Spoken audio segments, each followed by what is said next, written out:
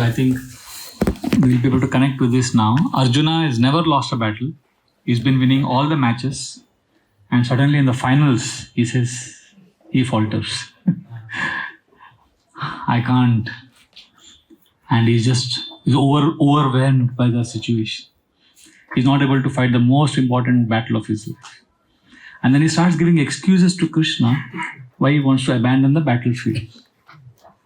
He gives different reasons, like, if I kill all of them, I'll incur sin, or if I kill all of them, how will I enjoy? I should be compassionate to them, and all of these arguments. And that's how the first chapter ends. Then we began with the second chapter, where Krishna's response to Arjuna's unwillingness to fight is, he chastises Arjuna. He says, give up this degrading impotence, get up and fight. And then Arjuna gives more reasons for not fighting the war.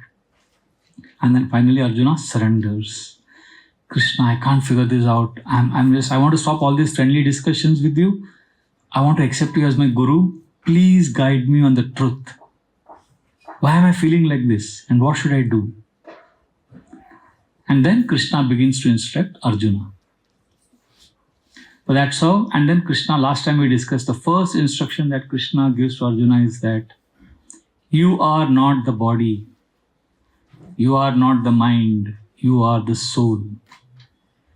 So the second chapter of the Gita is where actually the Gita wisdom begins. Of course, first chapter also has wisdom, but Krishna starts speaking in the second chapter.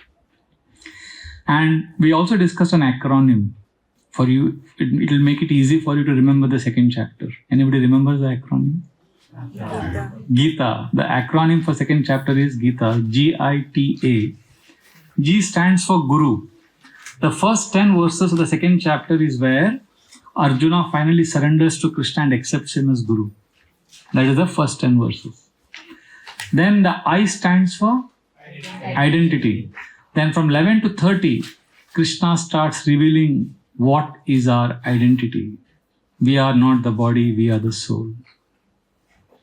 And today we'll go to the third theme. There are 4 themes in the second chapter. The third one is T. T stands for 2 duties. We all have 2 duties to perform, and Krishna is going to speak that now. And the fourth one is, which we'll take up next time, A. A stands for Atmaram. Actually, the fourth theme is the symptoms of a self-realized person. But we wanted to make it a very attractive acronym. So we put the Sanskrit word Atmaram. So GIT, it should be ideally GITS.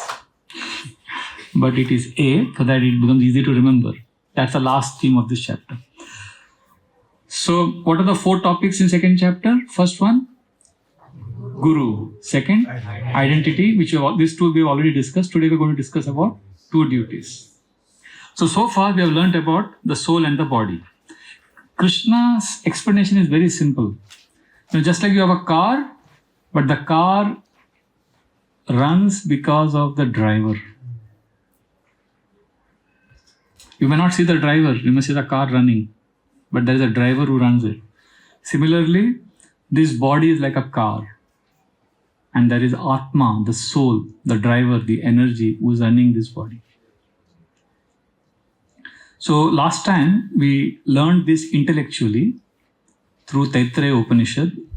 Anybody remembers the 5 koshas we learned?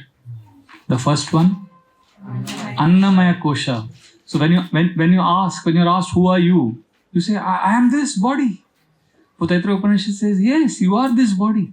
You are this body. What you see. But then the Taittiriya Upanishad asks a question, does your body change? Yes. Can you see the body change? Yes.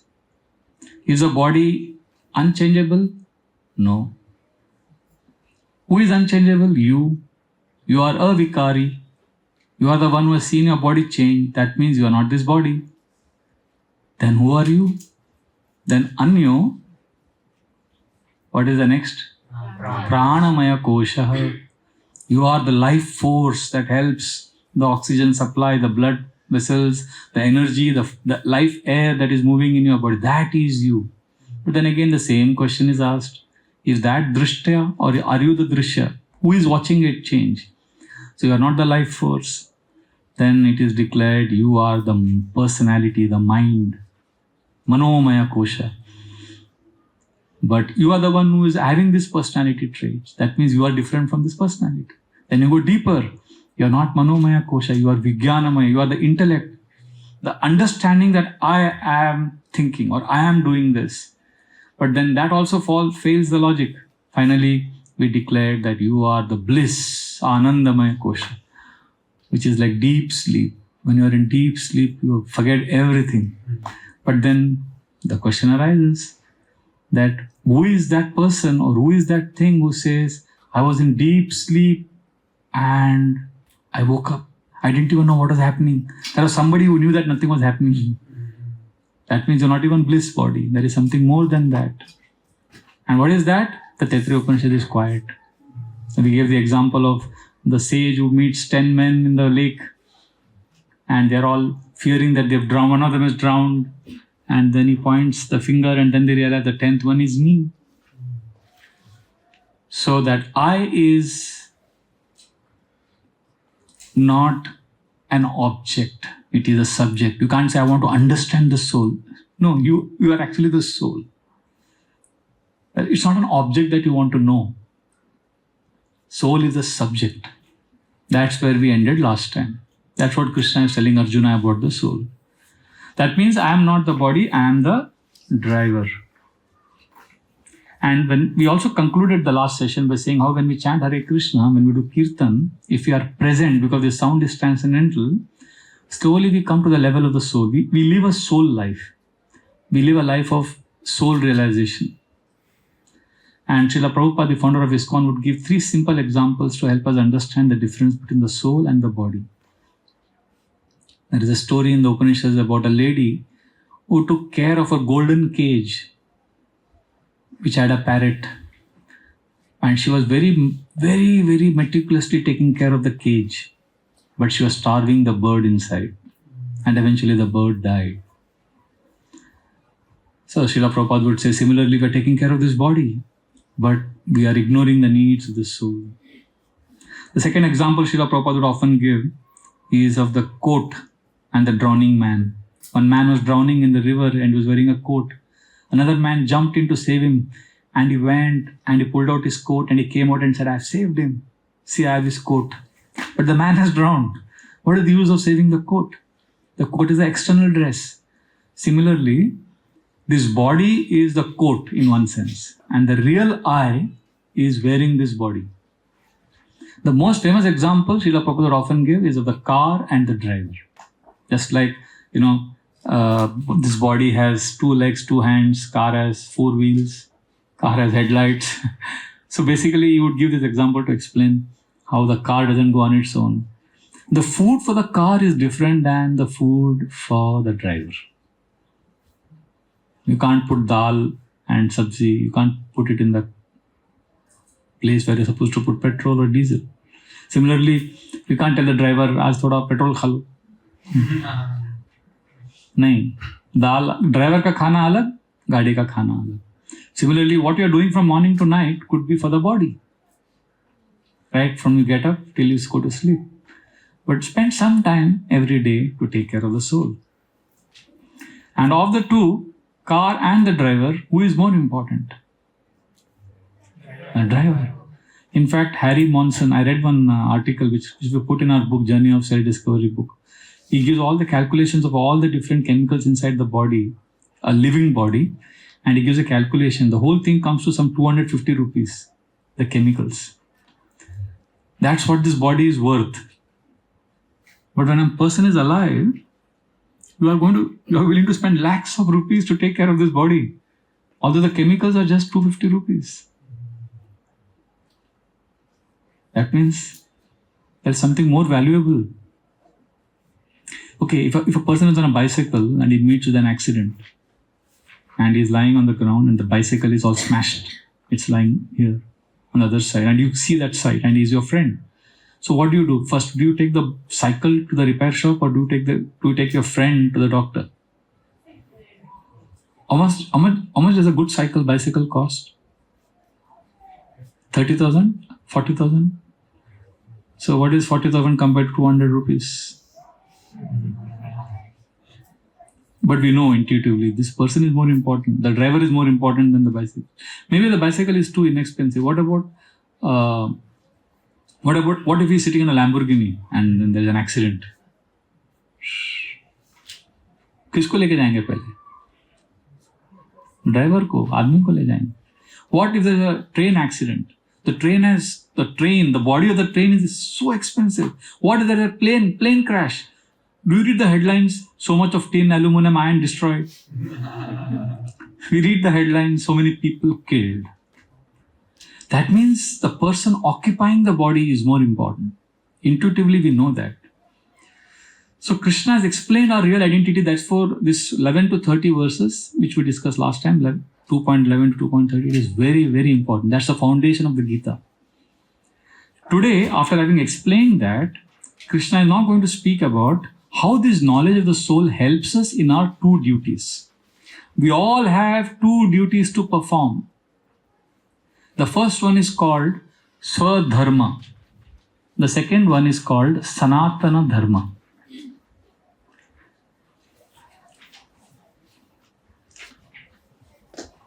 Swadharma means basically simple Sanskrit, right? Swa means own, dharma is identity.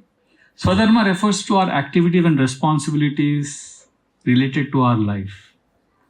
Like your responsibility related to your family, to your community, to the nation. We all have responsibilities. So when we have soul understanding, then we are able to do our Swadharma nicely.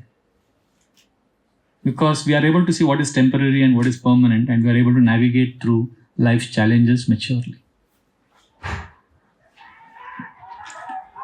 But although you may do your duties nicely, there is another issue here. You will realize at some point of time everything is temporary. The people you love the most, you will be separated from them.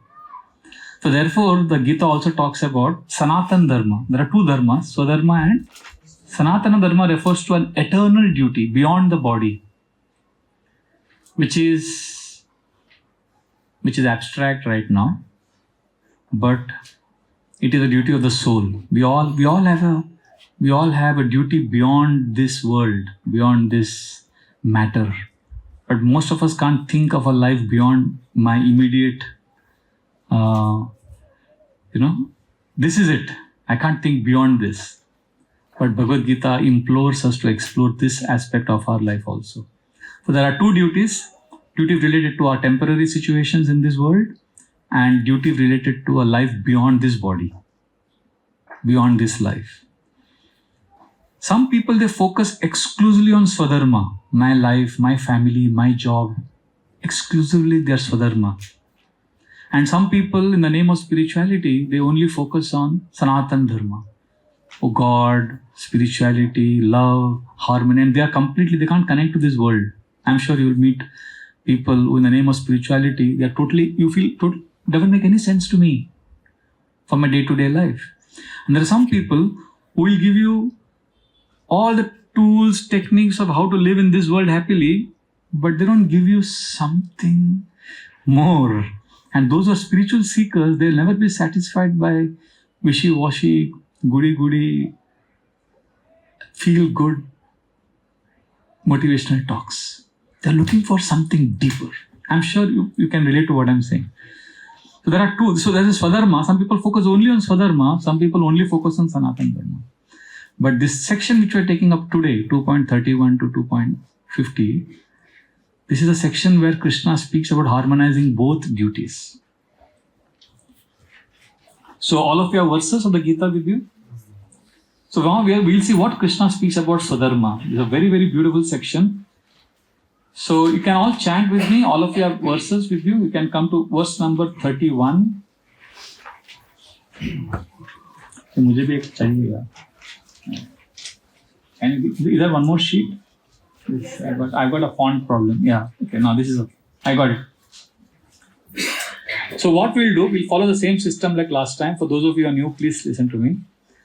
I will chant a verse, you repeat after me, and then I look upon one of you, you can read the translation. Like this, every verse, not every verse, we'll chant a few important verses. So all of you are with me. Where are we right now? We are talking about Swadharma. There are two dharmas, two duties.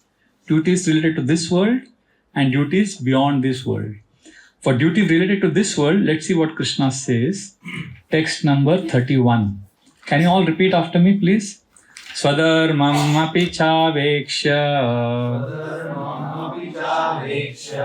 na vikampitum arhasi dharmyadiyutta shreyonyat kshatriyasya na vidyate. I'm going to read the translation loudly. Yeah, translation. Considering your specific duty as Kshatriya, you should know that there is no better engagement for you than fighting on religious principles. And so there is no need for hesitation. So Krishna is now telling him about his present duty. So like this, there are a series of verses where he's speaking about the present. So like for example, 32nd verse. Can one of you read the translation loudly? Would like to read? 32nd. O Parth, happy are the Kshatriyas to whom such fighting opportunities come unsought, opening for them the doors of the heavenly planets. 33rd also, the next one. If, however, you do not perform your religious duty of fighting, then you will certainly incur sins for neglecting your duties and thus lose your reputation as a fighter. So Krishna is appealing to Arjuna for his present duty, for his present Swadharma. And then he says, what will happen is, you can repeat after me, 34th verse. Akirtim chapi bhutani kataishyanti te vyayam sambhavitasya cha kirtir maranadatirichyate. People will always speak of your infamy, and for a respectable person, dishonor is worse than death. So he is trying to motivate him on his Swadharma. And then look at what Krishna says. You can also read the translation of 35, 36 and 37. The great generals who have highly esteemed your name and fame will think that you have left the battlefield out of fear only, and thus they will consider you insignificant. Your enemies will describe you in many unkind words and scorn your ability. What could be more painful for you? O son of Kunti, neither you will be killed on the battlefield and attain the heavenly planets, or you will conquer and enjoy the earthly kingdom. Therefore, get up with determination and fight. Yes, so how to do our present duty? That is finally declared by Krishna in 38th verse. You can repeat after me. Sukha dukkhe same kritva labha labho jaya jayo tato yuddhaya yujyasva nevam papam avapsyasi. Do thou fight for the sake of fighting, without considering happiness or distress, loss or gain, victory or defeat, and by so doing, you shall never incur sin. So Krishna is saying, fight for the sake of fighting, without considering happiness or distress, loss or gain, victory or defeat, and you'll be peaceful. So in the modern context, it would be something like this. If Krishna was speaking to, say, Virat Kohli, for example, he would say, play for the sake of playing, without considering happiness or distress, loss or gain, victory or defeat, and by so doing, you will never incur sin. Basically, your sin refers to your being incongruent or dissatisfied or thrown away from your aligned situation. See, why? Actually it's interesting. It's a paradox. I sometimes feel somebody like Kane Williamson, New Zealand captain, he's following this. He's always smiling. When they win, he's smiling. When they lose, also he's happy. Of course, when he was dismissed, he was immediately, instant reaction was he was sad. But then he's able to cheerfully accept defeat. For them, it's a sport. Pat Cummins is standing at the airport and booking a taxi. He has World Cup one hand and is booking a taxi. So they are happy being good. We get obsessed with being great. So this obsession with greatness puts a lot of pressure, not just on the players. We are ready to worship them as demigods, and the players also subconsciously feel that pressure of greatness. So let us be happy being good. Isn't it amazing? Just to be good. Krishna is telling Arjuna to be good. And we want to be great. From childhood we are trained to be great, the best. And when it really matters, we falter because the pressure is too much. We just can't take it. Another amazing example is that former Sri Lankan captain, Sangakkara. Dhoni hits a six. India wins the World Cup. And he is on the losing side on the finals of the World Cup. And he's beaming with joy to see India win the World Cup. It requires a lot of character to celebrate another man's success, especially your opposition's success. And that won a World Cup final. I was just thinking, I was dreading if Rohit Sharma had smiled last Saturday night. He would have been called a traitor and whatnot, right? He would have been called an ISA agent or what. I don't know what theories would float. Conspiracy theories are running a lot nowadays. So this is how we do Swadharma. Be present. Don't worry about the results. Be good. Don't impose on yourself the burden of greatness. So it's very, very important actually what we have just now. So there's another beautiful verse in text number 40, which I hope all of you can repeat after me. It's a very nice verse. Neya vikramana shosti pratyavayo na vidyate swalpam api asya dharmasya trayate mahato bhayat. In this endeavor, there is no loss or diminution, and a little advancement on the path can protect one from the most dangerous type of fear. Yes. So there is actually no loss if we live according to this principle of detachment and focusing on, we'll come to the Sanatana Dharma later, but the whole idea is rise beyond your petty attachments. So you just have this 10 rupee coin. If you have a 10 rupee coin and keep it close to your eyes and look at the sun, what happens? What happens? The sun's vision is blocked. But can you compare the size of the sun with the 10 rupee coin? The sun is how many times bigger than that coin? A quadrillion times. But still that coin has the potential to block the vision of the sun. Similarly, our issues, sometimes they overwhelm us so much that they block the vision of the wonderful reality which is beyond us. We just can't. That's why one boy in Kolkata, Saturday night India lost, 11 o'clock he committed suicide. Rahul Lunar. Kolkata, he committed suicide because India lost the World Cup finals. So that was like the 10 rupee coin had overwhelmed him. So spiritual life is not simply about my worries, my problem. There is a reality beyond me also. And that is what Krishna is giving in the next few verses of this section. So to understand the Sanatana Dharma, we need to understand one concept of abstract. What do you mean by the word abstract? Can anybody explain what is abstract? Abstract is something which is seen but not there is no formation. Yeah, you're not able to, you can't form it. You can't, like if I say, it's your, and it's not quantifiable. It's like if I say this, I'm not going to say this, but if I say this, spirituality is love. And love is divinity. Divinity is peace. And peace is silence. And silence is love. You're like, wow. And then I close my eyes. And we all share silence for 2 minutes. And then I say,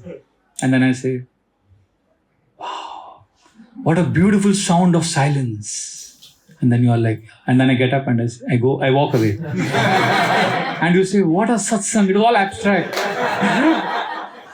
Some of you are really, really evolved spiritually. You may get something, I don't know what you will get. But others will say it was so abstract. So we need to understand everything that is abstract is not gobbledygook. It's not hogwash. There is some substance to that abstract also. So there is a concept called ladder of abstraction. I must have spoken that before, but I'm going to repeat it because in this context it's very important. I'll repeat it. I'm sorry for those who have already heard it. Please bear with me again. Imagine a ladder. And on top of the ladder, we have a very abstract concept.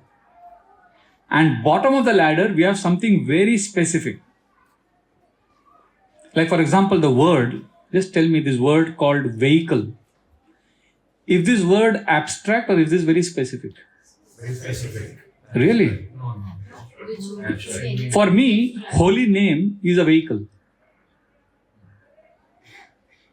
Because it helps me connect with, it helps me go to God. Vehicle is an abstract word. But if I say car, what is it?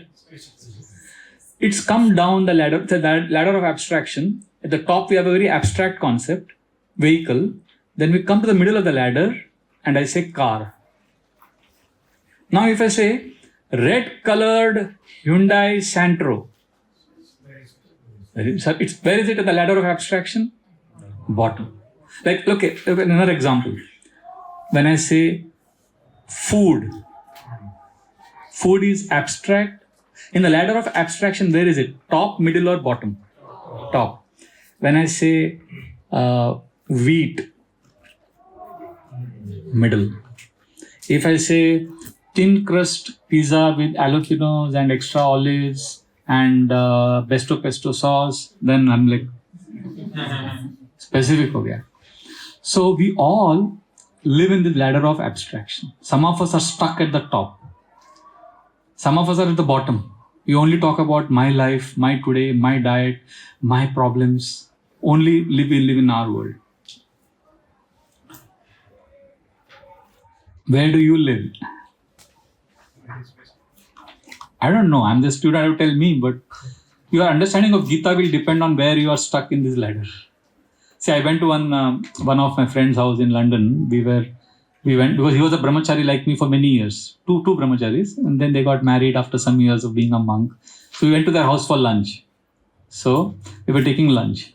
So I remember this incident very, very well, very vividly. So I asked the lady, Mataji, how did you get married to him? And she said, when after he left the ashram and there's a marriage board there and that's in the alliances and they were meeting each other. She said, he was a brahmachari, he was a monk for 15 years in the monastery. And then now he's getting married. So when they would meet, whenever they would meet, he would only talk to her, okay, today I want to talk to you 3 things. 1, 2, 3. And always he had something to talk, some agenda. And she would tell him, why don't you just be? Why can't you just relax? Poor fellow, he was a manager in the ashram for 15 years. He never knew anything but management. So where was he stuck in the ladder of abstraction? He just couldn't think beyond. And what a coincidence. The very next day, we went to another devotee's house and his wife said something completely opposite. She said, Prabhuji, when I got married to my husband, whenever I would talk serious things like, about mortgage, about house, about, whatever different issues, she would say, Krishna will take care. God is there. And I would, and then she said, Prabhu, it took me 2 years to repair him. So where was he stuck? So what is maturity? Maturity is to remain where in the ladder? Balance. Yeah, ability to move up and down. Yes, you got it. Basically, the ability to move up and down in the ladder is maturity. Like today, I'm speaking all these specific concepts. One day in the class, you may suddenly realize I may just enter a flow state and I may just speak from Bhagavatam, the different shlokas describing Krishna's beauty. And you may be thinking, but what has that got to do with my bread and butter problem? But then if you enter that space also with me, then you slowly move up the ladder of abstraction and you may connect to transcendental sound and it may purify your heart and the realizations that you may get may surprise you and startle you. Otherwise, most people are not interested in spiritual life. चंद सिर फिरे हैं खुदा की तलाश में.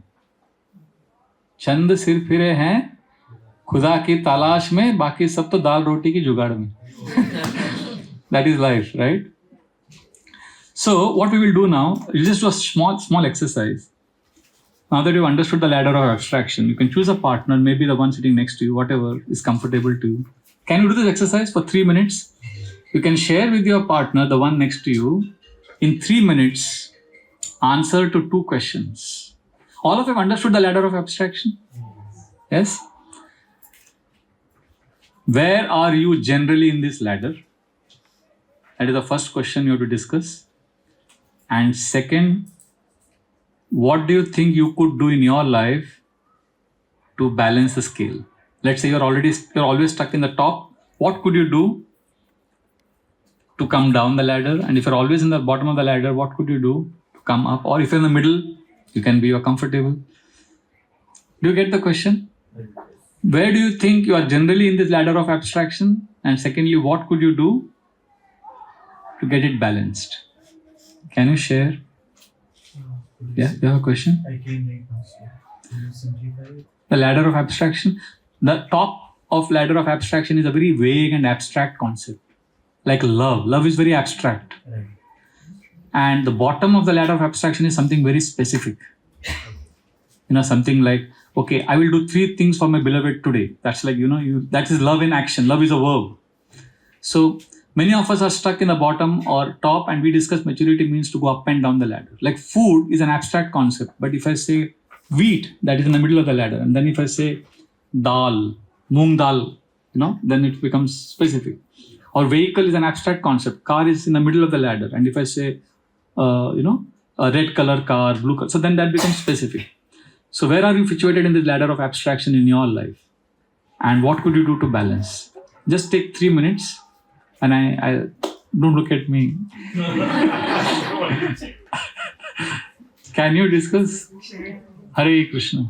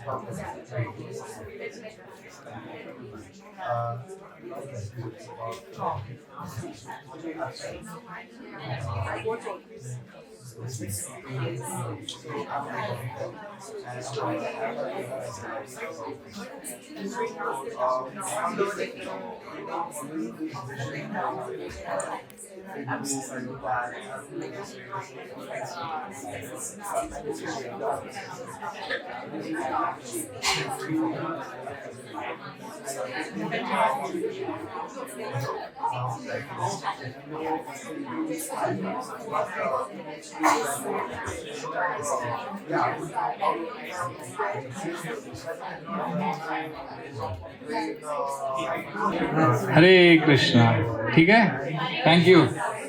No, I'm happy if you go on and on. I'm just enjoying watching all of you discuss. But we'll have to continue. So Krishna gives the wisdom in the next few verses. He says we need determination to be balanced. It requires little endeavor. So text number 41 is very beautiful. This is like one of my golden mantras, one of the most popular verses in the Gita, which we memorize. One of the first verses I memorized when I came to Krishna ISKCON. Beautiful verse. Please repeat after me. Vyavasayatmika buddhi Ekeha kuru nandana Baushaka anantascha Buddhayo vyavasayinam.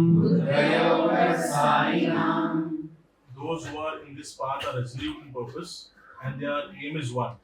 O beloved child of the Kurus, the intelligence of those who are irresolute is many branches. So in this section, as we come to the later part, you will see Krishna says, focus yourself on that eternity, the Lord within the heart, and be determined. Nothing comes on a platter. Udyame nahi siddhyanti karyani na manorathai nahi siptasya sinhasya pravishanti mukhe mruga. The Nitis explain that For everything you have to endeavor in this world. The example given is, Nahi siptasya sihasya. The lion is sleeping and keeps the mouth open. Na pravishanti mukhe mriga. The deer won't enter the mouth of the lion, saying that, oh, the lion is... So if we work hard for everything, and when we come to spiritual life, we just want to feel good. It's all feel good spirituality. I feel good, nice. We don't want to endeavor. Spiritual life, there are 3 stages. Like first is feel good. Nice ambience, temple ambience. It's all created to feel good. But then the real motivation is for you to come to the second step, which is where you put in effort, where you show commitment. That's what Krishna is saying here. And then you come to the third stage, which is deep experience. Deep experience is different than the feel good.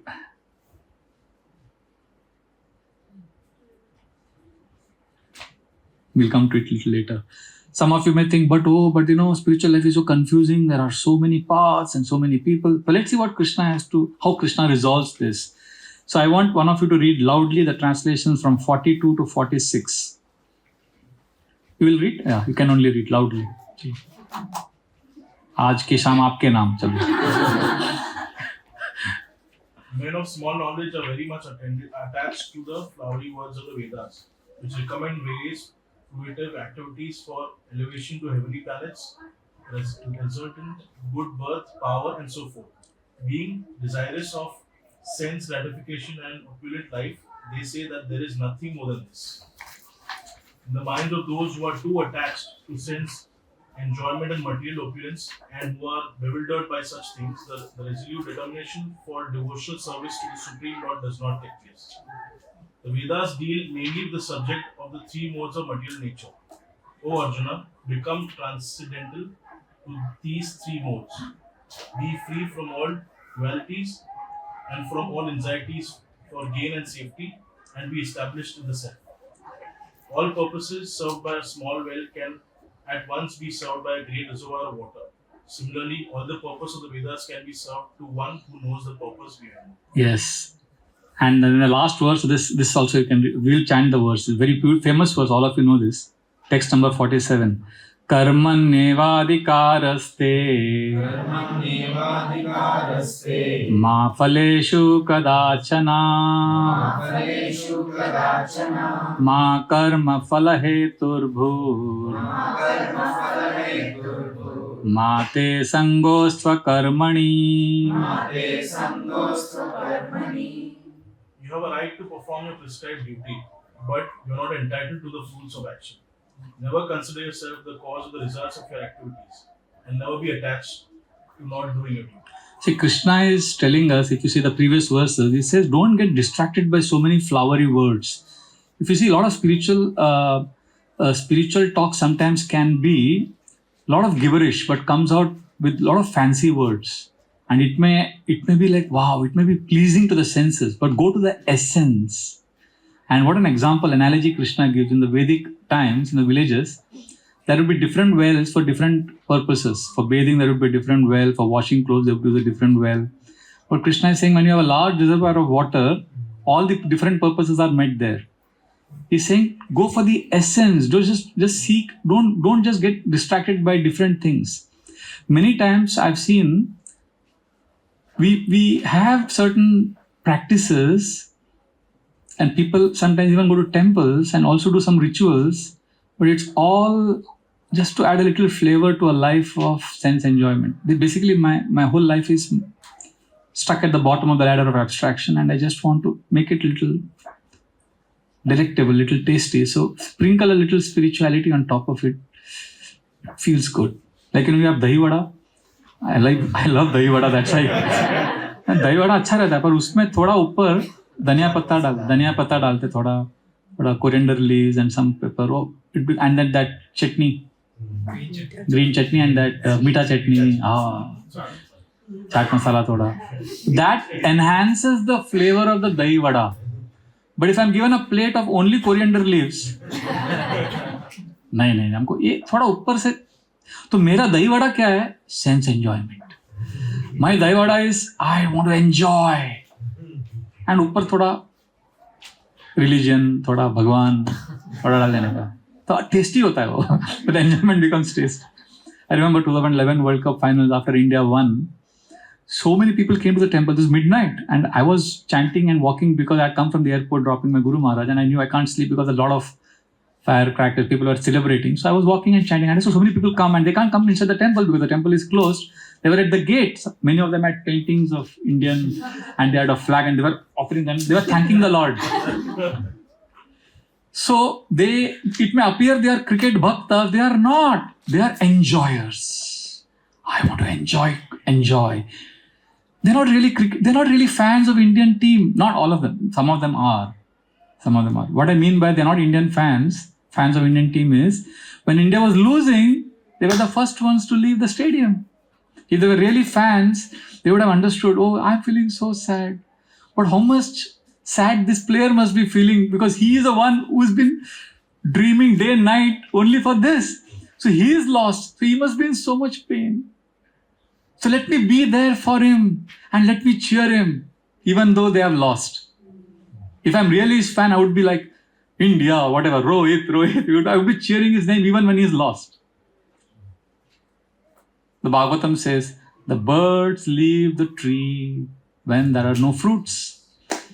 So I'm a fan of my Indian cricket team only as long as this team is giving me enjoyment. That is why these superstars, they never take the fans seriously, because when they were distraught, it was their family that gave them support, not the fans. So for many of us, it's like that. Our spiritual practices, our religious fervor is all about, it's a coating on our own enjoyment. It masquerades as spirituality or religion. Therefore, Krishna is saying, go to the essence. There is something about us which is our authentic self, which wants to leave a legacy, which wants to contribute. I want to appeal to that part of you now. So therefore, I'm going to give you an exercise. It's a very personal question. You don't have to share this with anyone if you don't want to. All of you have a notebook or some resource to write, because this is a very private question, so you may not want to share with anyone, but at least you should write it down. In the next 2 minutes, please answer this question. And if you answer this question honestly, trust me, you will discover your authentic, real self, which Krishna is appealing to Arjuna to act upon on that platform. Ready? The question is, before you write the question, don't have to write the question, just have to understand what I'm saying. Imagine, God forbid, but imagine you die tonight. I hope you don't. I hope I don't die also. We don't want to die, but I'm just saying, let's say you die tonight. And in a few days, all the people you really, really love, they gather here. And they're going to talk about you. And you died, but your Atma, bhatak raha hai na upar. And it's somewhere, it comes. Let's say it comes and it's on top of this fan. No, not on the top. You're on the asana. You're here. The soul is here. And everybody's talking about you. Sorry, but it's a good exercise. Everybody's talking about you. What would you love to hear them speak? Basically, what would you love to be remembered for? Let us begin with the end in mind. So I'll give you 2 minutes. Write down whatever comes to your heart. Don't think too much. Don't activate your head. Activate your heart, because nobody's going to read what you've written. Pour out your heart. What would you love to be remembered as? If it's a memorial service tomorrow, what would you love to hear about you being spoken? Please start writing. Hare Krishna.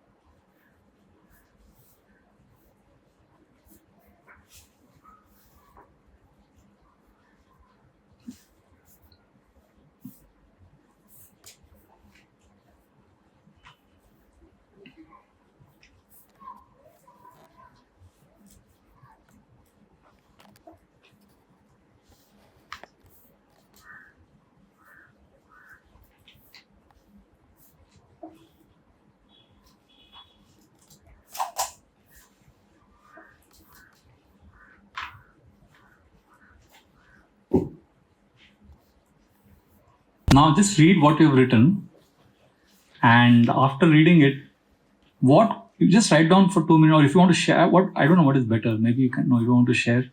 Maybe you can write down for 1 minute what you could do, what changes you could do in your life so that you achieve it. What is happening with many of us, I don't know if it's happening with you. You may want to be remembered for something. You may have some desire, but your present life may be completely different than what you really want to be remembered for. How many of you felt like that? No, you don't want to raise your hand. First time I did this exercise, I could see that what I'm doing now is very different from what I want to be remembered for. Okay, let's not do this exercise, but at least this is a food for thought. Maybe you can go home with this. Not all, but many of us, we may want to be remembered as somebody who is very kind and loving and empathetic. But reality is I have no time for anybody else. I'm so busy all the time working. That happens. So there is a difference between what we really want. So our authentic self is what we need to connect to.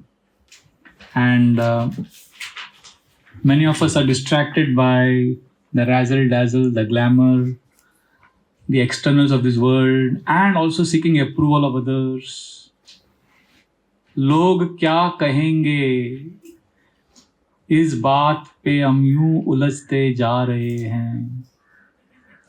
लोग क्या कहेंगे इस बात पे हम यूं उलझते जा रहे हैं कि दिल कुछ और चाहता है और हम कुछ और करते जा रहे हैं. सोचते हैं वक्त बहुत है हमारे पास, इतनी भी क्या जल्दी है. सोचते हैं वक्त बहुत है हमारे पास, इतनी भी क्या जल्दी है. अब दूसरों के हिसाब से जी लें, खुद के लिए तो सारी उम्र पड़ी है. दिल और दिमाग के इस कश्मकश में जिंदगी के पन्ने बड़ी रफ्तार से पलटते जा रहे हैं. इतना तो हम जिए ही नहीं जितना हम हर रोज बेवजह मरते जा रहे हैं. This is our life. We are just not connected to ourselves. And Gita's consistent imploring is get connected. Get connected. So,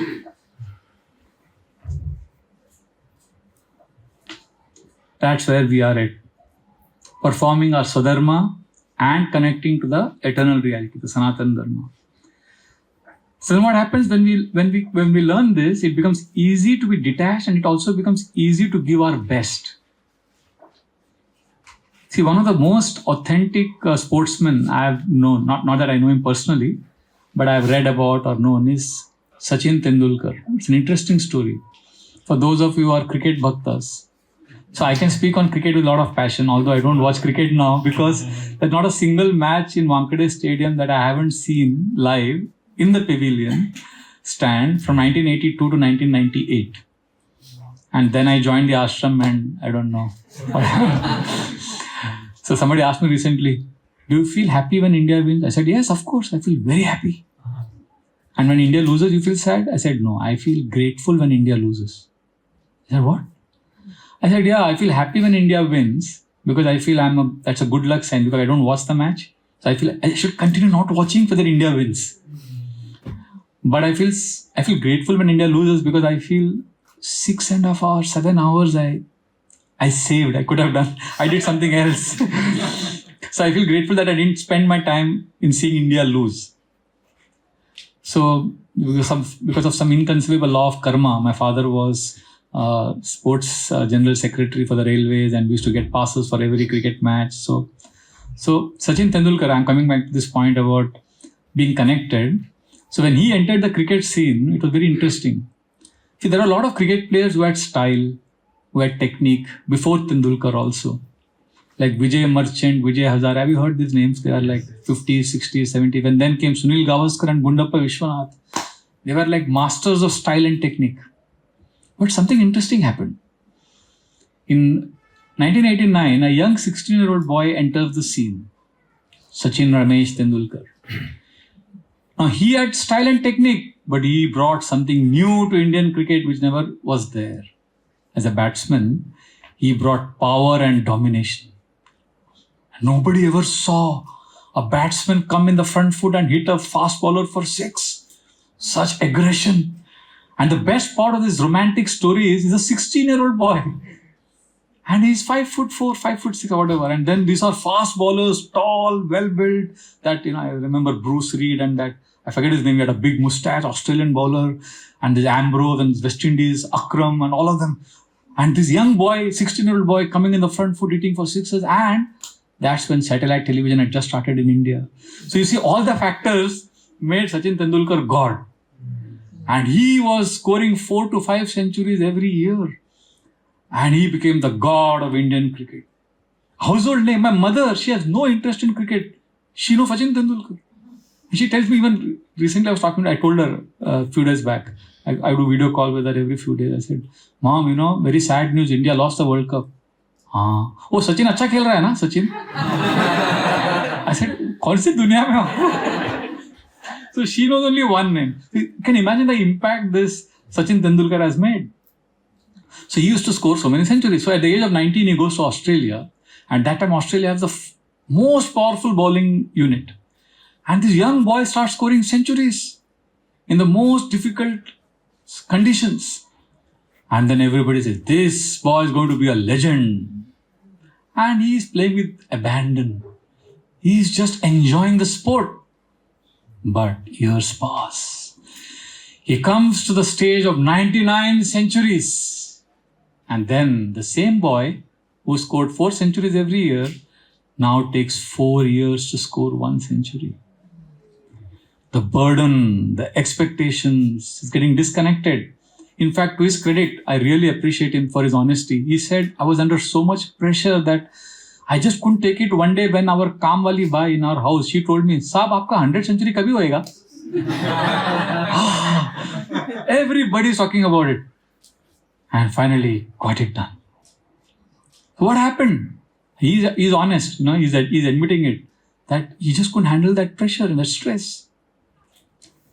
So somewhere we get lost by the pressure of the world outside of us. And Bhagavad Gita is telling us to go within. That's why I really appreciate what Virat Kohli, when he was asked, cricket is the most important thing for you? He said, no. Life is most important. Cricket is a phase.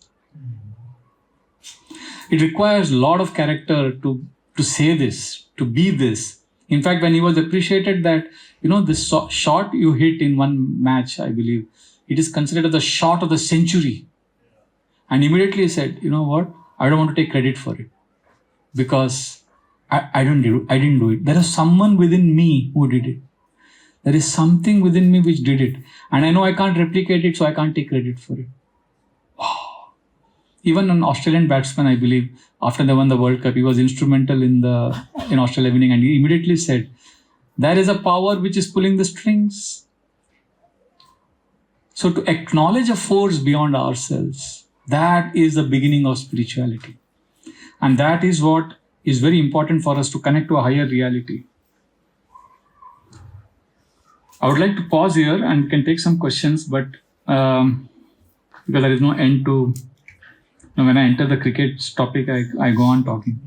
I'll pause here and we can have some discussions or questions.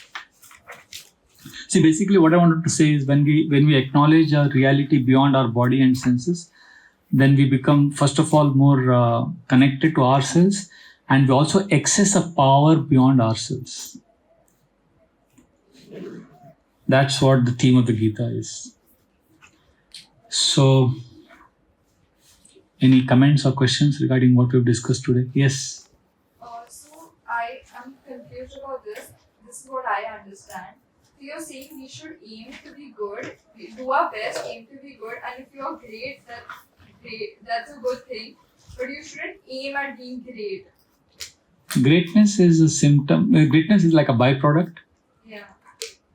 So I wasn't sure if I got it. Yeah. That's what I was trying to communicate. Okay.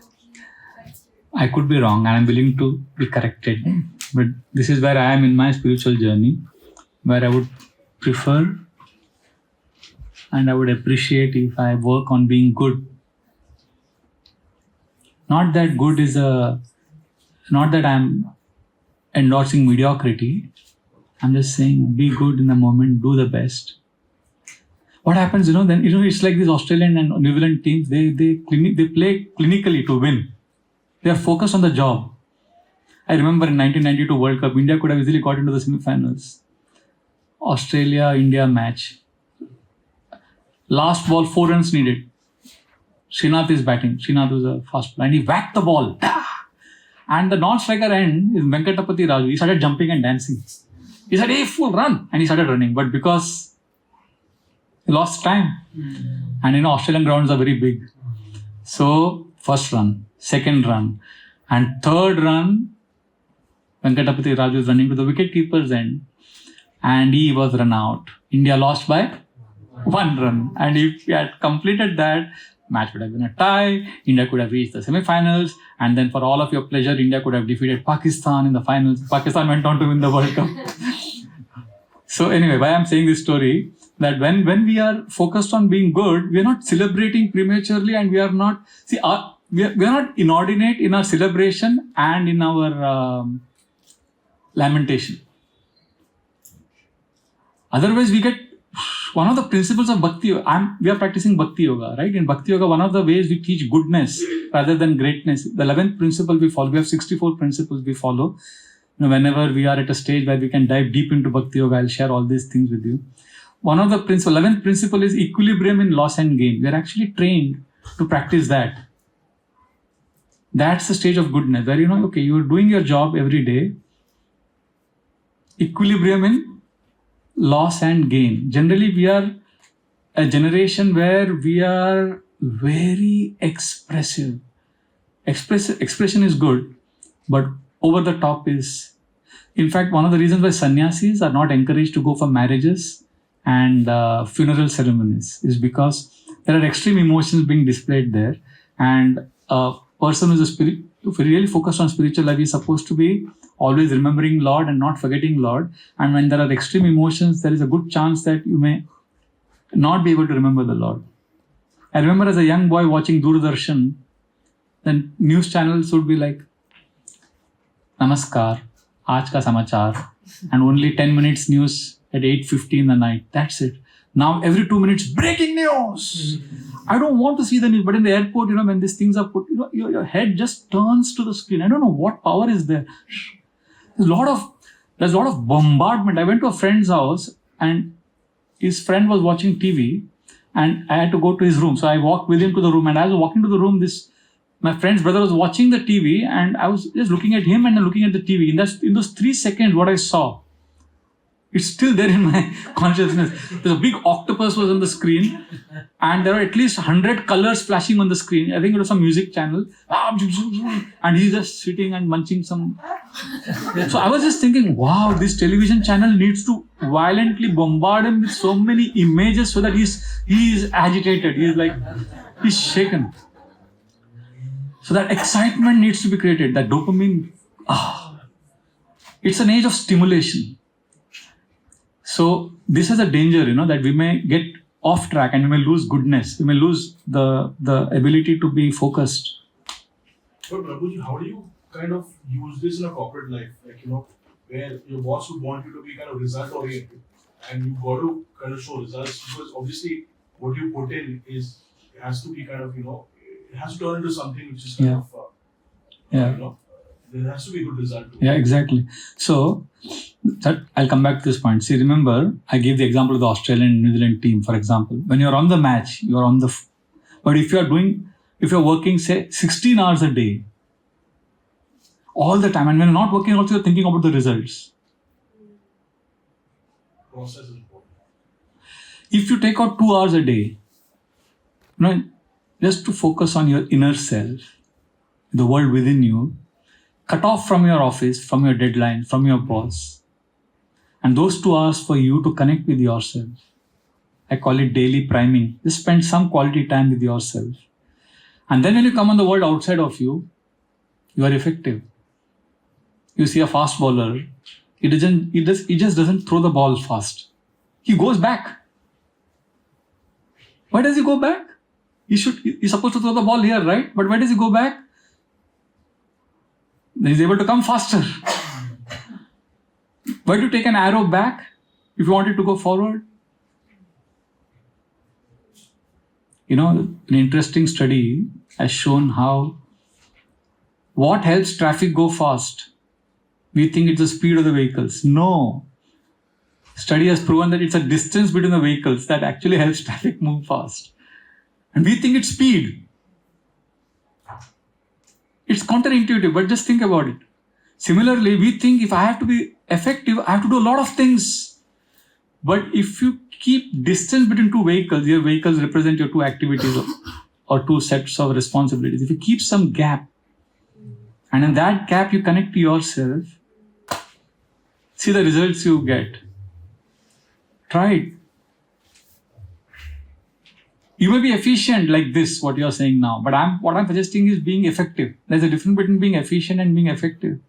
Efficiency is doing things rightly, but effectiveness is when you do the right things. When you do the right things, then all the other responsibilities also you are able to do. Otherwise, we get lost somewhere. जाना किधर था, न जाने कहाँ बढ़ रहा हूँ. जाना किधर था, न जाने कहाँ बढ़ रहा हूँ. दूसरों की किस्मत लिखनी थी, अब खुद की लकीरें पढ़ रहा हूँ. गुस्सा सबसे हूँ, पर खुद से लड़ रहा हूँ. समझ रहे, ये हमारा लाइफ है. गुस्सा सबसे हूं पर खुद से लड़ रहा हूं. इन धड़कनों पर मत जाओ, जिंदा हूं मगर अंदर से मर रहा हूं. That is our life. Unfortunately, we are just struggling hard from morning to night, totally disconnected from ourselves. So take a break. Hare Krishna. Okay, we'll take your question then. Okay. Okay. Yes. Yeah. Okay. We'll. Okay. You decide who's going to take first. Kabir. Yeah. Okay. So this is a question, but back with you sharing, so I can convey my question accordingly. Now, this is related to also my journey, and my journey also as a meditation facilitator, and what I felt during this. And there is a different kind of pain that I'd like to share. So that pain, so when I started my journey like 8 to 9 years back, and these pre-COVID 8 years, I kind of felt while I was enjoying my practices, I was enjoying my journey, and enjoying all that my master was talking to me. But the point that you spoke about, a lot of people out there, the feel-good factor, that people do things for feel-good factor, and there are very few people who seek spirituality in purest sense.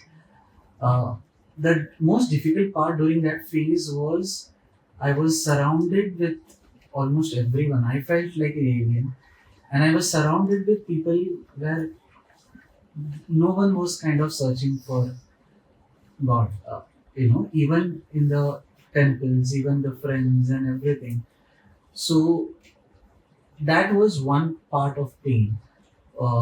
And the second part, but after COVID, I felt that there was more shift in people's energies or consciousness. People became more receptive to know of these things.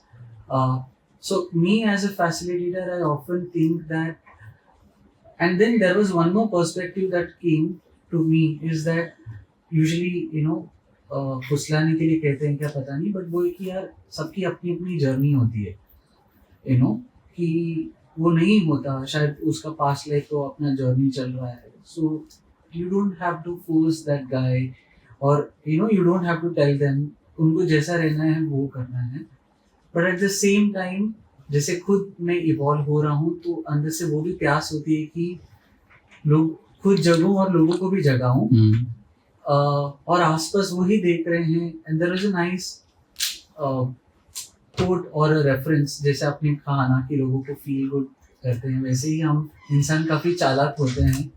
I felt during my childhood I had this perspective कि जैसे हम नारियल चढ़ाते हैं, फूल चढ़ाते हैं, कुंकू चढ़ाते हैं, तो मुझे उस टाइम ये भाव आया था कि इंसान कितने चालाक हैं कि खुद की खोपड़ी नहीं चढ़ाते, बट एक खोपड़ी जैसा जो हम दिखता है वो नारियल चढ़ाते हैं, खुद का रक्त नहीं चढ़ाते हैं, बट जो कुंकू उस लाल कलर का है वो चढ़ाते हैं, खुद का सुगंध जो है वो नहीं चढ़ाते हैं, बट पेड़ से तोड़ के फूल चढ़ाते हैं.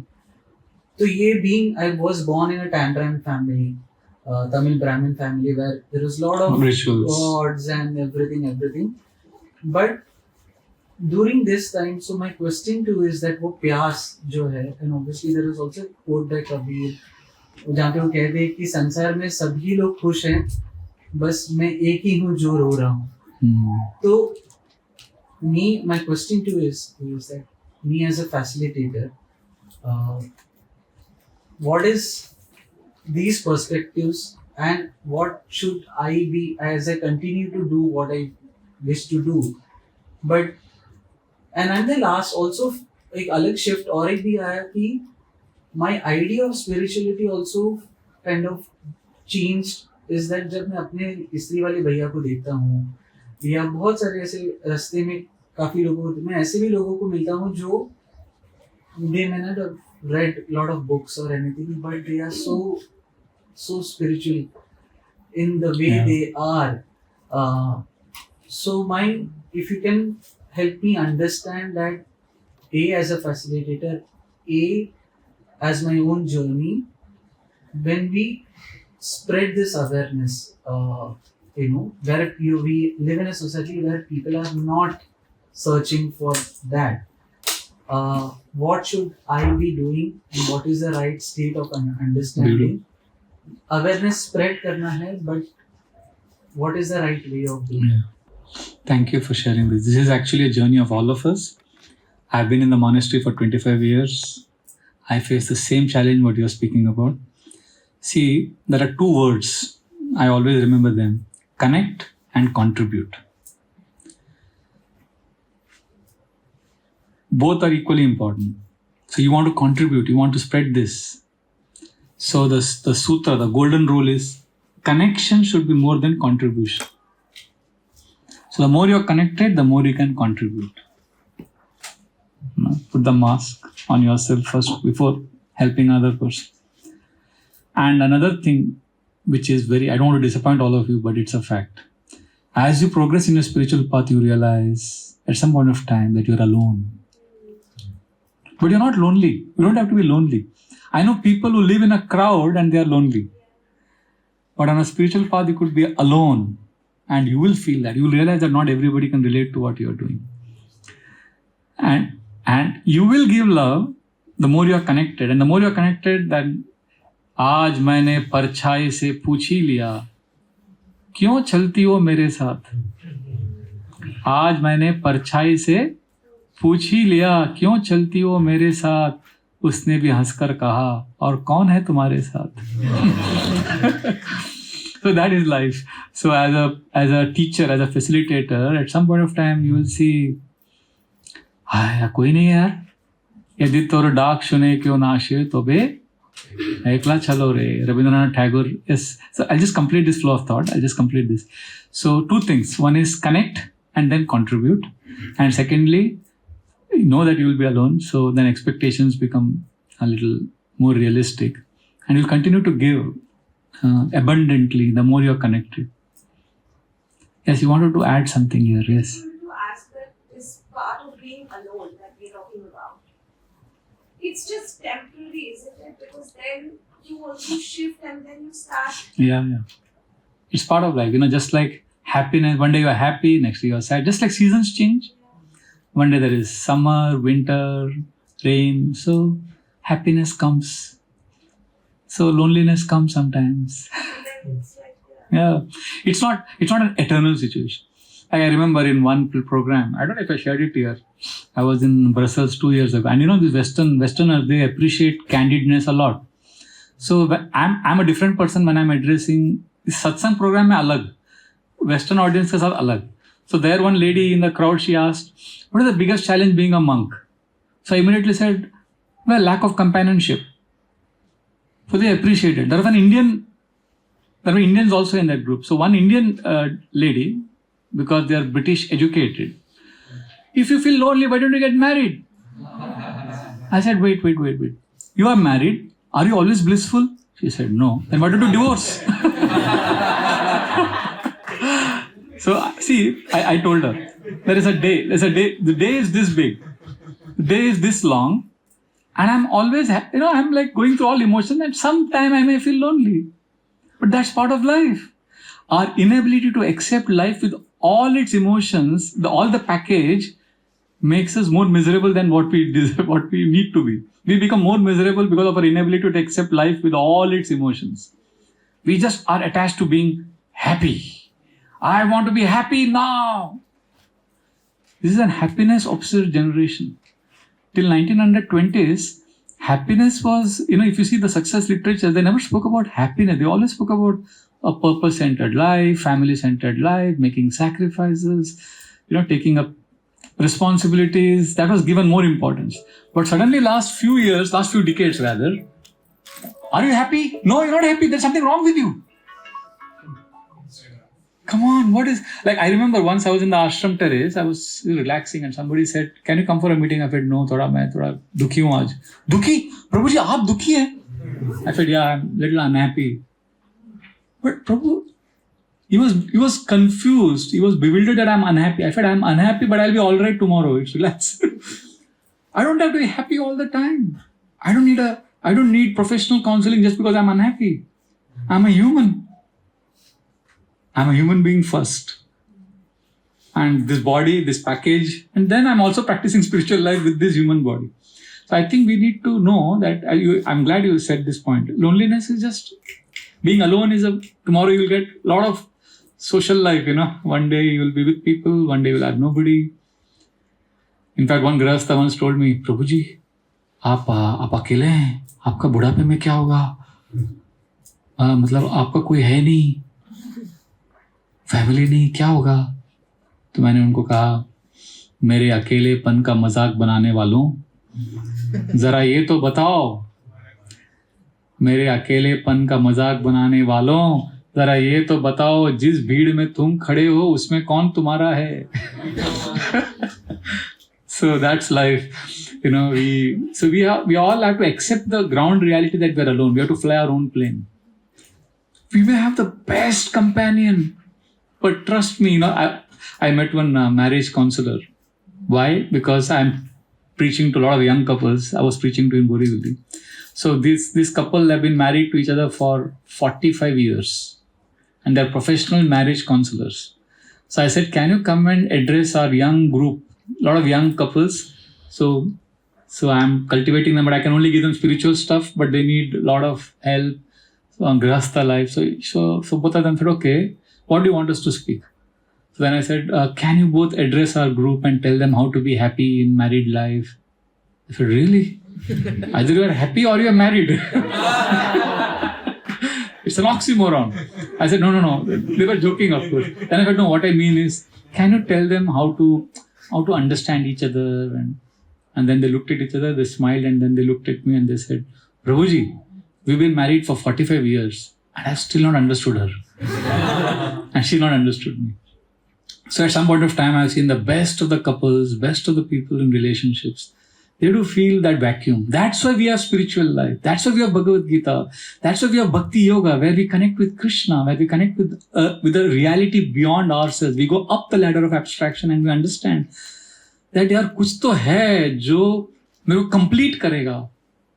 And once that completeness is experienced, then you'll be amazed that in your relationships, you'll be able to give without any expectations. And when you give without expectations, your partner thinks, "Arey, ye to selflessly de raha hai." And then that person gives you more and you are overwhelmed because you didn't expect. And you are grateful. And when you get more than what you expected, then you're able to give more. That's how a virtuous cycle enters your life. Otherwise, we are trapped in a vicious cycle of complaining, of always be feeling inadequate. So the ground rule of spiritual life is to accept that world has limitations. We can't be happy all the time.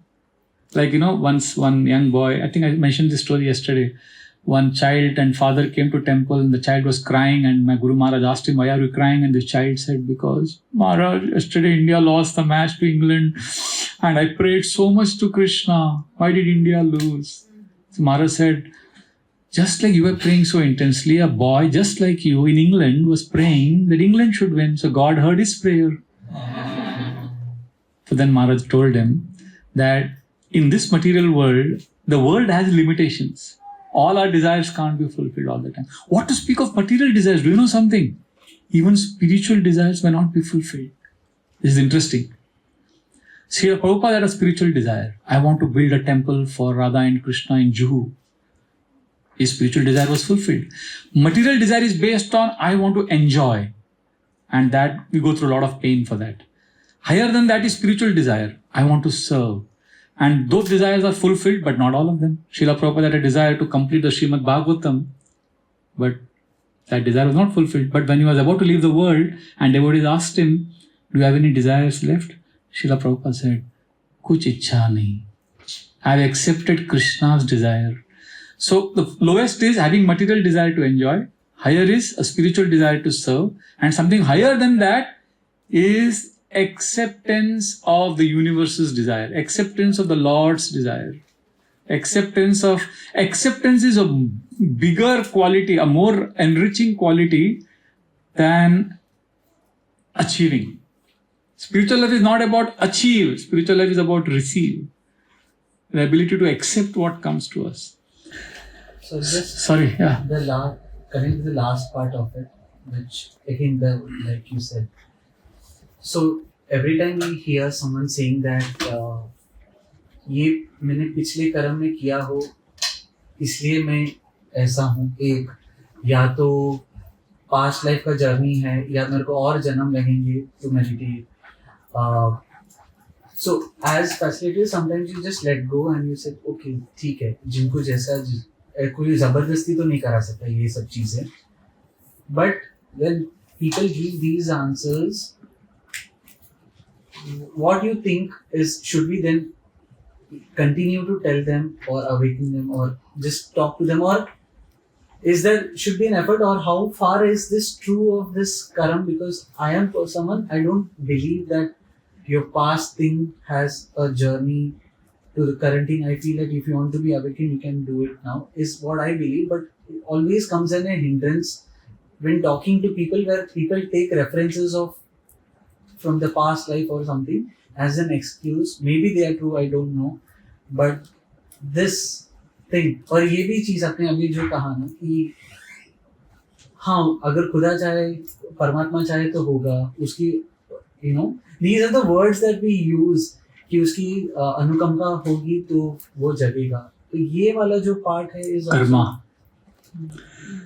It's a long topic, karma, but essence is this: your past doesn't determine your future, but your past determines your present, and your present determines your future. Your past definitely has brought you to the present, but your past doesn't affect your future as much as your present affects your future. We are talking also about the past life. Yeah. So now past life, it will take me 15 minutes to tell you about past lives. But I don't know. Can I come back to you? Sure. Because there are some other hands I saw. I will come back to you because this is my favorite topic actually.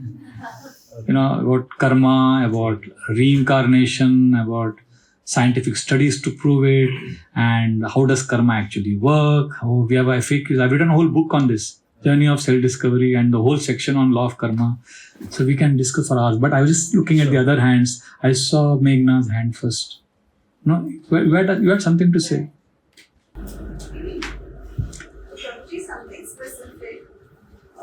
We mentioned that acknowledge the force beyond ourselves, spirituality. Just tell us 3 things on how we can kind of practice something where we feel that force other than people. Okay, one is gratitude exercise, which we have done in the past sessions here. Okay, to make gratitude also work for you, first is make gratitude specific and make it fresh. I'll repeat. Gratitude as specific. You can't say, Oh God, thank you for everything. Thank you for everything means thank you for nothing. You can make it more specific. Thank you, Krishna, for helping me yesterday. I was very hungry and somebody brought this nice prasad. It could be something very ordinary, but specific. And secondly, make it fresh. What I mean by fresh is thank Krishna for something that has happened in the last 24 hours or last 1 week. Something which is fresh in memory. Every night before sleeping, I write gratitude notes. And there are days when I'm, active and I reach home on time after work and I write beautiful gratitude notes. And when I'm just tired, probably just lazy, I thank you, Krishna, thank you for giving me unconditional love. And so, the way you write them, you have to be specific. Of course, you're writing thank you, but take out 2-3 minutes more and be more specific, and I think that will make more sense. Yeah, when we are specific and when it is fresh, you will slowly climb the ladder up, and eventually you'll reach a stage where you will be like, Krishna, I love you. And you won't even, there will be an outpouring of emotions from your heart. But it has to begin with something specific. It can't begin with abstract. Generally, we begin with, when it comes to spiritualism, they're very abstract. Oh, I love God. I'm a spiritualist. No, be more specific. So that's one practice we could do. Second is appreciation. Appreciation, I don't know if you have, it'll take me 10 minutes now. We'll do it some other time. Appreciation is another amazing science. Appreciation is seeing good in others and seeing some divinity in that appreciation. Like, for example, let's say, I appreciate you for organizing this program and preaching. So, one thing is, I thank you. One appreciation is I thank you because I'm getting a chance to share Bhagavad Gita knowledge. It's like it's all about me. Thank you so much. But it's about me. I'm thanking you, but I'm appreciating you, but it's all because I got so much benefit. You can take appreciation to the next level, where I appreciate you independent of me. Where I appreciate you as if, I was not even born. I'm not even there in this planet. I haven't been, imagine if I was not born. Imagine if I was not there in your life and I had to appreciate you. What would I see? Is there something good in you? That's like really taking it, going beyond the self. And then the third level of appreciation, if you can take it, that's the best. Where you appreciate someone and see something good in that person and also connect it to the universe. See that same goodness in some other people. See that same goodness in the universe. See the same goodness in the scriptures. See the same goodness in some other great people. And then you see that how we're all connected. Appreciation at 3 levels. Level of the self, centered on the self first, then centered on the other person, and then centered on the universe. We will do an exercise on this in our next class. There's a whole exercise on this which I do. We'll do it. So this is the second one. Gratitude is one. Second is appreciation. And third is journaling.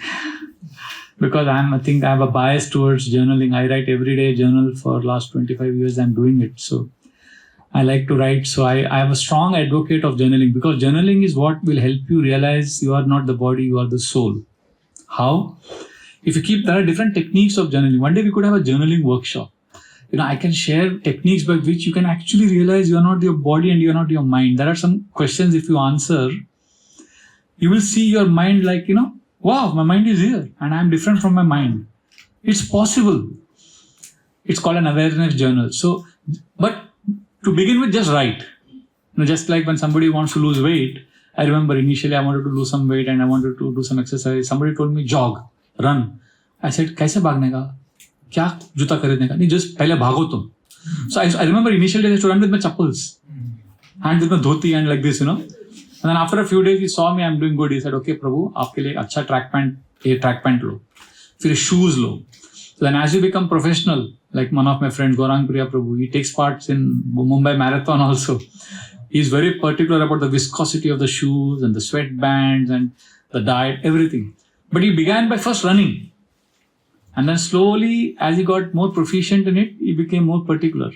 Similarly, my advice would be first just write on paper or computer, just write.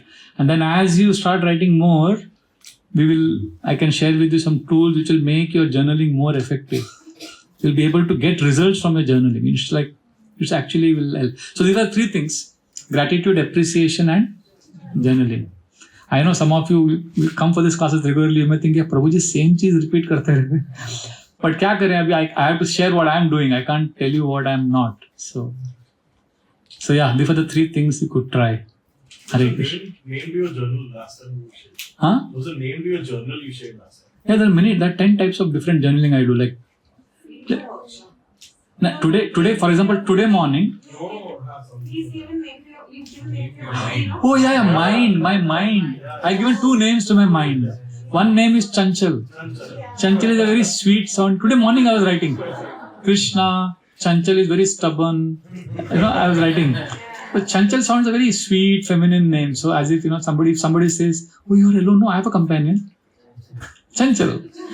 But when the mind is very nasty and abusive, then I call mind not as Chanchal. I call mind as Gollum. Gollum is a character from Lord of the Rings. And J.R. Tolkien has masterfully created this character. And since I was, I think, 7th or 8th standard, I remember reading this. And it has just captured my consciousness. Gollum is amazing. He's serving his master, Bilbo Baggins. And he's also plotting to kill his master. So mind is like that. Krishna says in the Gita that he's a friend and he's an enemy. So when the mind is too difficult to handle, I write a journal. I call my mind as Gollum. Or other times, Chanchal. Yeah, so appreciation, gratitude and journaling, I strongly feel is a great tool to connect to yourself. See, trust me, I'm very ordinary. I have my own demons I'm fighting with. But when I'm in these three spaces of appreciation, gratitude and journaling, I feel I've transcended all suffering. I feel I'm on a spiritual high. And it is ineffable. The joy of appreciation is amazing. It makes you feel that this world is beautiful. You touch a higher dimension of happiness when you appreciate someone beyond yourself. Because we are so full of ourselves. When my Guru Maharaj, he met Sachin Tendulkar once. So he's from America. My Guru Maharaj is from America. So Sachin Tendulkar asked him, "Swamiji, do you follow cricket?" And my Guru Maharaj immediately said, "See, I'm from America. The only cricket I know is of an insect. Cricket. But I know you very well because you are a very famous celebrity in India. You are Bharat Ratna. And I know and I've heard from many people about you. And I love you not because of your cricketing skills. I love you because you've played for 25 years at the top level with integrity, with high character, never succumbing to the lower nature, which we all have." And then when Maharaj started appreciating him, he had tears in his eyes, and then he said something very striking. He said, "These were the exact words my father spoke to me when I was 16-year-old and I got into the Indian team. My father said, 'Sachin, now that you got into the Indian team, if you play really well, the whole world will remember you for your cricketing exploits. But I request you that lead your life in such a way that more than your cricketing skills, people remember you for who you are.'" So when my Guru Maharaj was like, see, my Guru Maharaj doesn't know anything about cricket, but he could strike such a chord because he is a person who always appreciates. I'm talking about the point of he's always seeing good in others. He is the most non-judgmental person I've ever met. So if we can accept people for who they are with all their struggles and learn to appreciate, that's practical spirituality. And gratitude, I've seen, at one stage of my life, because of my gratitude journal, I was at a stage where I actually prayed. I can't still believe it. I prayed for a person who had viciously slandered me. I can't believe it. Even now when I think of it, I feel, how did I do that? I actually genuinely prayed for his well-being. And after 2 days, I looked back and I felt, wow, that was some spiritual credit. That was, I would say that was because of my gratitude practice. Somewhere I reached that stage at that point of time. And when I'm not connected to gratitude, I see that I'm totally disoriented and negative vibes. I'm just full of negativity. So gratitude is extremely powerful. So is appreciation. And I do both of these through journaling. So I would say that this golem that you're talking about, the other side of your, is also activated when you are in lack of gratitude. Exactly. Right? Yeah. So there are two questions related to this. I know this is a little. No, I'm happy. We see this. See, I can sit with you the whole night, but I don't want. Meghna, you are the boss. Okay, you have to tell when to stop and whose question should I take and all that.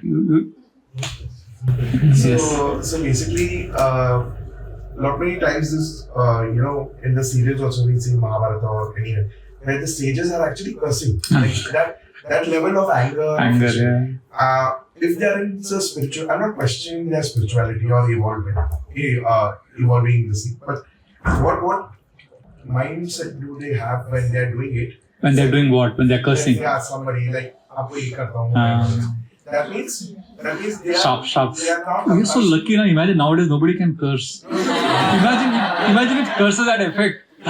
Paid ban jao, paid ban gaya. So what is their state of mind? Yeah. If they are spiritual oriented. And second is a little bit on niyati. Niyati means through which this is happening. What is happening? This whole setup. The whole material world, you mean? The world. This The sharp and all that. Oh, okay. So niyati means Okay, got it. The answer to both questions is the same. Correct. This sharp and the curses we hear are in the scripture generally. Yeah, but why would Yeah. So answer to both the questions is the same. These pastimes are mentioned in the scriptures where the sages are cursing a particular person with something. You see, if you see the whole context, you see the whole episode, then you realize these curses were a blessing. Okay. It is like, for example, Nala Kuber and Manigriv, they were enjoying with girls in a lake and they were naked and they were just enjoying. And Narad Muni comes there and there's some etiquette you need to show to a saintly person, but they don't care for him. And he curses them that you become trees because you love to stand naked. So then they become trees. But then in that curse, there is a beautiful blessing because then these trees, as trees, they get to see Krishna perform his beautiful pastimes in Vrindavan. And then when Krishna delivers them, Krishna liberates them from their tree, they come back to their original form and they offer beautiful prayers. And then they explain, Yata Kantaka Viddango, they explain how a person who goes through a thorn in his feet, he can appreciate others' pain. So they say how this curse is a blessing because now that we've suffered, we will be always empathetic and kind to others. So you'll see in fact, all the curses in the scriptures are teaching us, are building up a story, or building up a narration in that pastime through which a lot of life lessons are learned. Like Ambarish Dhuruvafa, there is a curse. So we see it like that. We see it as a scriptural story teaching us different lessons and happening in a different time space, 5,000 years ago. So that is the whole context. And then when we see the whole pastime, then everything makes sense. So that was a different age. Yeah, there's a learning. There are a lot of lessons too. Yeah, it's a blessing in disguise. A lot of lessons to be learned from. Even in modern times, I've seen when people go through suffering, you may not get direct curses, but when people give that high, like when you hurt someone, then the person gets hurt. That's like a curse. You may not pronounce it. And that curse, it pains. So basically, these are the lessons that teach us. Don't attract curses. Pandavas attracted blessings. Kauravas attracted curses. So what do you attract in life, And also, if you've got some curses, if you're going through a lot of suffering, then we see it as an opportunity to grow and learn. But even connecting to the cricket examples that you talk about, like India, as you rightly said, that we should, if you are the real fan, then you should have been supportive to your nation. But so many people like, Paisa khaya. So in a way, just talking negative things about your actually doing negative lifestyle. Yeah. See, actually, honestly, I still remember the 1982. I was a young 10-year-old boy. The football team, World Cup finals, Brazil, they just charmed the hearts of the whole world. The way they were in the skill sets of the Brazil. Anyway, Brazil is the best. But that particular World Cup, the way they played, still people, you ask any football fan who's still, the older one, they'll say, 1982 World Cup, Brazil just won the heart of the whole world, led by Socrates. They were the best team in history of World Cup. The kind of football they played was divine. But who won the World Cup? Italy. Italy winning the World Cup. Italy, the World Cup winner of 1982, is a statistic. But who charmed the hearts? Brazil. 2023 World Cup will be remembered for the way India has never played like that. ऐसा कोई प्रेत चढ़ गया अंदर और they were all like अभी world cup जीता था ना तो मोहम्मद शमी का दरगाह बनता था हाजी अली के पास. हाँ, you don't know what would have happened. So the reporter asks his wife, so your differences with your husband apart, let's keep it aside. What do you think of him as a cricketer? She said, देखो बाबा, वो अच्छा खेलता है, मेरे को अच्छा है. वो क्रिकेट का मेरे को कुछ पता नहीं. और वो कमा रहा है पैसा अच्छा, तो मेरा फ्यूचर सिक्योर है. So she's got that parochial, myopic vision of cricket. Or somebody who is a cricket bhakta, he will say, wow, Mohammad Shami is inspired.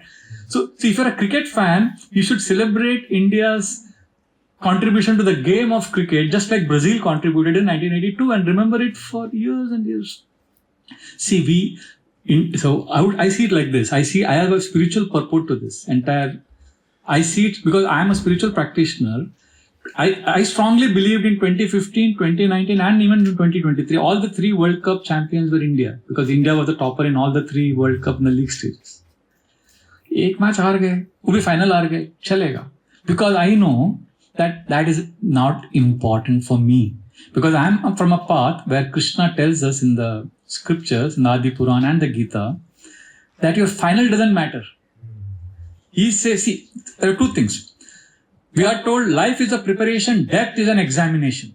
You practice spiritual life, and just when you're dying, you say, I don't want anything of this. I just want Krishna. And then, wow, that's like winning the finals. Whole life, you are giving up material attachments, you're practicing bhakti yoga, it's like winning the quarterfinals, semi-finals. And then when you're dying on your deathbed, and you're in pain, and you say, I don't want anything, I just want Krishna. That's like winning the finals. So whoever wins the finals, they are glorified. And they are like, wow, what a death. What an amazing spiritual perfection. That's what they say. But I'm a sincere practitioner. I've been in the monastery. I've seen a community. I've seen people struggle during death. It's very romantic to talk about somebody dying in divine consciousness. But the reality is very tough.